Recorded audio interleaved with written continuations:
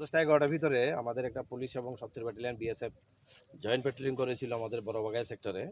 আমাদের এসআই মদন সরকার এবং SI Francis সালাম সঙ্গে আমাদের পুলিশ টিএসআর স্টাফ এবং সাথে ছিল ৭০ ব্যাটালিয়ন বিএসএফ জয়েন্ট প্যাট্রোলিংয়ের সময় আমরা একটা নির্জন স্থানের ঘটনা, আমার সিক্রেট খবরও ছিল।